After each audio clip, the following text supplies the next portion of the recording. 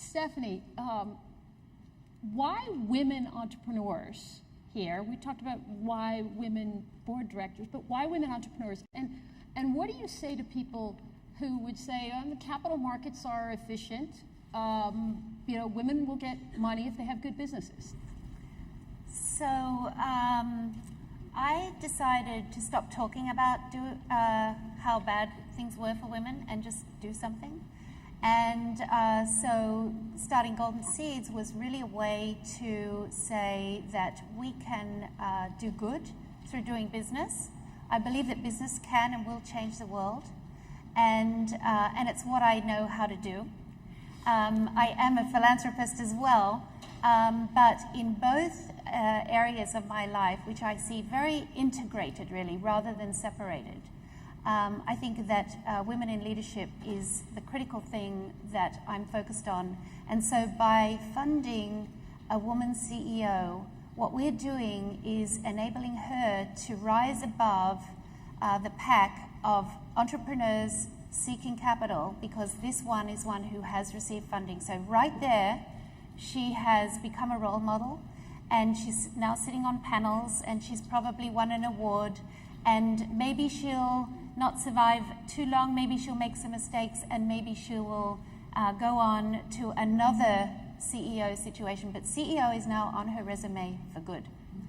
And so that's actually huge. And the reason is that I genuinely believe that diversity creates much more productive businesses. And there is a lot of research now that shows that it produces higher return on equity and return on total return to shareholders. And Joe is, that's why he started his fund. And in fact, we're demonstrating in our returns as well that we are 4 times higher than our benchmarks for our funds. So, and we're not really requiring these women entrepreneurs to do anything, we're just funding them. And when women are in leadership positions, things are different in the company. And they're better for women employees, for starters. And they are demonstrating that they are much more productive, and this demonstrates itself in corporate performance.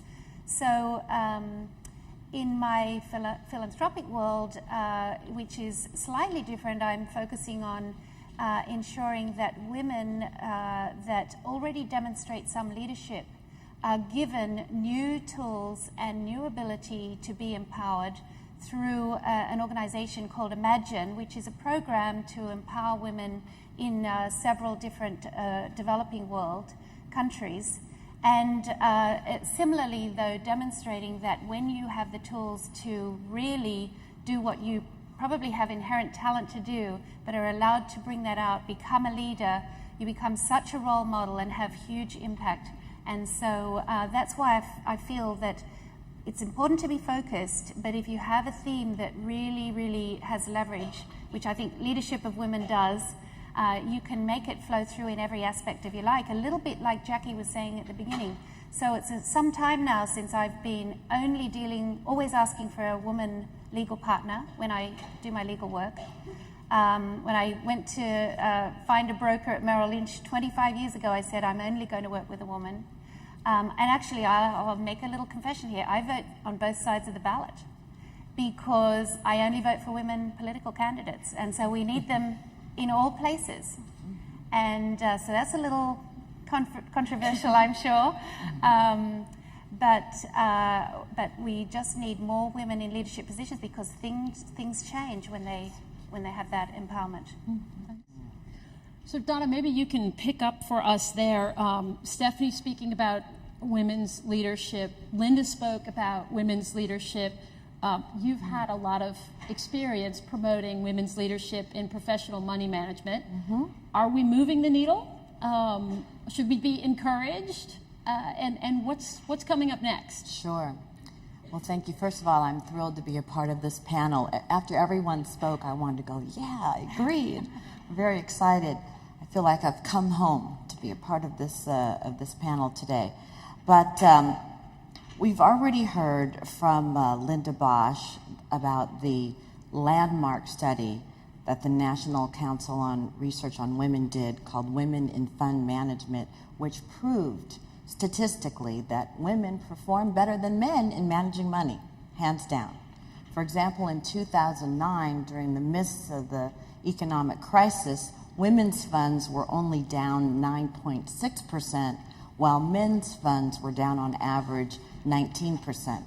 At the same time, companies with several higher ranking women at either the officer or director level tend to have higher earnings per share, return on equity, and stock prices than competitors with few or no senior women. And several people on the panel have started businesses around this very fact. So whether a woman owns her own firm or is in the workforce of a major firm, good things happen. So then why aren't there more women CEOs? For example, there are only 15 women who serve as CEOs of Fortune 500 corporations. Only one is black, two are Asian, and none are Latino. And that's a shame. And so what can be done to change this concept of either supplier diversity, women-owned firms working with corporations and our federal government, as well as ensuring that women have the opportunity to rise to the highest levels of an organization? Usually when you talk about diversity in corporate America with women, it's more focused on recruitment and training as opposed to mentoring women into the highest possible levels of an organization, the CEO, the board of directors. And so what I've been working on for the past 5 years is working down in Washington, helping to get laws passed, especially laws that impacted us in the business of the economic recovery, working with the Treasury, and most recently a law, Section 342 of the Dodd-Frank Wall Street Reform and Consumer Protection Act I'd like to share with you. Everybody knows about Dodd-Frank, but there's a little known provision in that law that speaks specifically to women-owned firms and women in the workforce. And what it says specifically is that the SEC is now charged to receive on an annual basis a diversity report from every entity that they regulate. So every corporation, every bank, every asset management firm, private equity fund, money fund, hedge fund, if the SEC regulates you, you now have to submit a diversity plan. And so I've been working with the SEC through a trade organization that I lead to make sure that the questions that the corporations have to respond to are very specific and speak to not only how women are ranked within their organization, you know, how many women are at the board of director level, senior management, CEO, all the way down to entry level, but also how many women-owned firms are you utilizing in all aspects of your business? Because as you know, what is not measured cannot be changed. And so for the first time, and this will happen in January of 2012, or when these reports are due, there will be a treasure trove of data from every entity, again, that the SEC regulates, that will give this very important information that will allow us to press further for change. And when I have an opportunity to talk again, I can talk about some of the opportunities that women-owned firms have right now in working with the Treasury, the FDIC, Fannie and Freddie, the Federal Home Loan Bank, and the Federal Reserve Banks. Thank you. So listening to you, I can't help but think of Ruby Bright's comment about getting busy and taking action and what you've been doing. So there's a number of folks who said, when I get a chance to speak again, in the world of getting busy and taking action, what else can be done now? What else can accelerate the movement to using a gender lens? Jump back in, Suzanne? Sure, I'd love to. So we've been thinking about how do we grow the base of women investors? Not to say that men investors aren't going to be using a gender lens, because we want to really inform everybody, whether they're investing individually or they're investing through a venture fund, to use a gender lens. But if one takes the argument that women have so much more capital than they're really deploying, we're not using all the tools in our tool chests, then we've got to grow the base of women angels and women investors. So there's work to be done around, and there's great work that's already been done by groups like Golden Seeds to create training, to really tell the story, to get more women into doing this kind of investing and develop confidence and develop connections and networks. In terms of developing the pipeline of companies, in order to have the great companies for PACs to be investing in, we got to build a pipeline. In order for us to have more deals, more companies to be investing in, we need a pipeline. And this is a critical place where philanthropy can play a role, because you heard from people like Jensina talking about World Pulse. We need to really be nurturing. We need to be incubating fantastic businesses and even nonprofits that can identify for-profit components. And that means coaching, mentoring, creating incubators, creating accelerators, getting capital to these early stage companies. So these are very specific things that we can do right now. I'd like to even take that a step back. I mean, not all of us are going to be angel investors, right? I mean, it's, and I think many of us should be, but it's challenging. It's hard. You know, I think Golden Seeds, if you haven't heard of it, and I'm sure there are other examples, hopefully in Europe and, you know, around the world of communities to tie in it, but it steps back to the whole idea of women and money and power. And I think a dear friend Ann Kaplan has started the Smith Center, I think it's called, for Financial Literacy, coming a Smith grad, because she really recognized that, and this is true for men, for boys and girls, but especially for girls, that they're graduating from school not having the basics of financial literacy.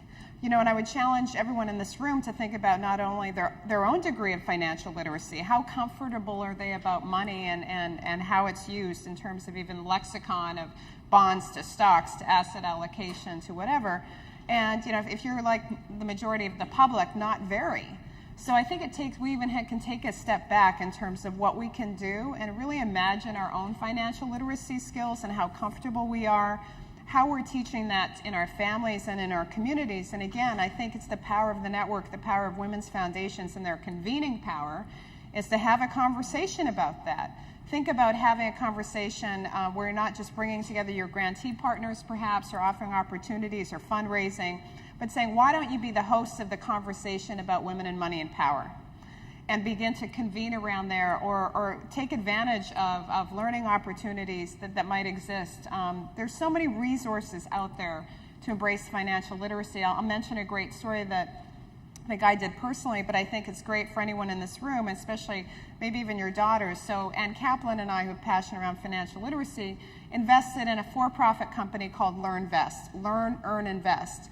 And it's an online company started by a 24-year-old entrepreneur who now has CEO, has been on every news show. I mean, this woman's a rock star. I mean, she loves the camera. Janet's an investor in Learn Invest. Just give the girl a mic or a camera and she's on. But what is she's this cool young 24-year-old talking about finance. She's talking about how fun it is. Who pays for the date? You know, where to get the cheapest pair of shoes? You know, but also, you know, how to start a 401k plan. So she's making finance fun and hip and somewhat sexy.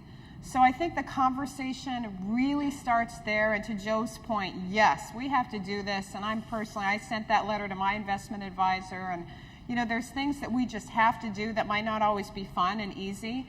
But I think really having women's funds and have you all think about hosting that conversation about money, about that other side, non-philanthropy, but the investment side, you know, think about maybe there's a way to leverage someone who does it and you start a conversation that's like a book group within women's funds around financial education. Jackie, can I add a comment, which is that I think one of the things we have to do is change some of the language that is often applied to women, and particularly as investors. So one of the things that has always really bugged me is that women are risk averse.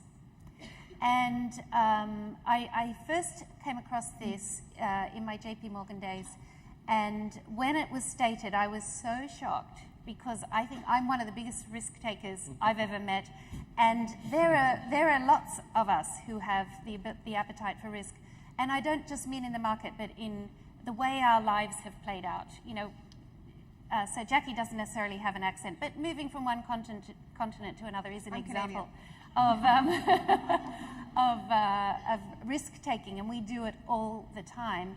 And when this first comment was made to me, I said, well, that's because we hire women at JP Morgan, and I'm sure it's not entirely true, but it was my gut reaction at the time, who'll make great wives for corporate finance bankers, and we need to go out and hire some other types of women because there are plenty of risk-taking women around. And what I feel that we need to start changing some of those myths around how women are, who women are and how they behave.